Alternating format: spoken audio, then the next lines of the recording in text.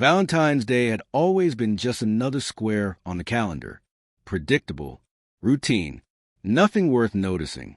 I walked into the office that morning, coffee in hand, already lost in the day's tasks. Then they arrived. Flowers.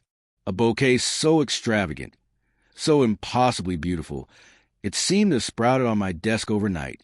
A card accompanied it, written in my wife's delicate, familiar handwriting.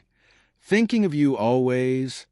At first, a small smile flickered across my face, a warm stirring in my chest. She remembered. She thought of me. I set the card aside, unsure whether to laugh at the romantic gesture or roll my eyes at its extravagance.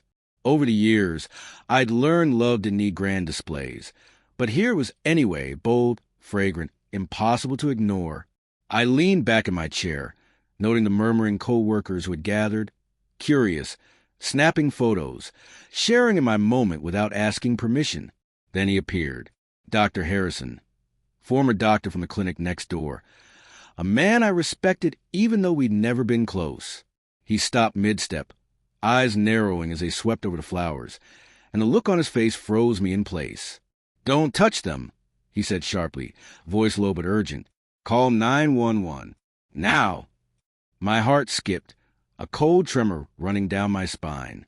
I froze as the cheerful office chatter dulled to a distant hum. My mind raced. What could possibly be wrong with a bouquet? Poison? A threat? A message I wasn't prepared to read? I forced myself to calm, straightening in my chair, gripping the edge of the desk. The room seemed to shrink, every second stretching unbearably.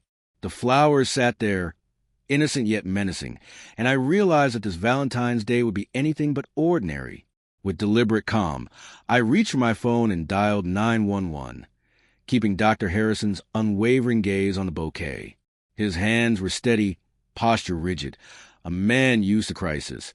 But the tension radiating from him made my stomach knot. "Yes, 911. I said evenly, "I need to report a possible threat. There's a suspicious item on my desk." Co-workers froze. Some whispered nervously. Others stepped back slowly. I could feel their questions pressing down on me, but panic was a luxury I couldn't afford. I had learned long ago that fear solves nothing. Yet beneath my controlled exterior, my mind churned. Who would target me? Why now? And why disguise it as something intimate, tender, with my wife's handwriting on the card? Dr. Harrison leaned closer, lowering his voice. "Trust me, even a single misstep could be dangerous. Do not touch it under any circumstances." His authority left no room for argument. I nodded, swallowing the lump forming in my throat. Minutes stretched into what felt like hours. Every sound, the ringing phones, the distant hum of printers, the soft shuffle papers, seemed magnified, each a potential signal of danger. I glanced again at the bouquet. Its vibrant reds and whites felt alien, threatening. The petals shimmered in the office light, deceptively cheerful, hiding a secret I could not yet see. I clenched my fists briefly, reminding myself that whatever came next, I would face it with clarity. This was not a time for emotion. It was a time for calculation. Valentine's Day, I realized, was no longer about romance. It had become a test, a crucible that would reveal who I truly was when confronted with danger I could neither anticipate nor control. The emergency responders arrived quickly, their movements efficient, precise. I stayed back, arms crossed, maintaining the calm that had seen me through countless crises. Dr. Harrison gave a brief nod, a silent acknowledgement of attention, as the technicians approached the bouquet with specialized equipment. The room seemed suspended in time. The ordinary office environment faded, replaced by quiet, expectant stillness.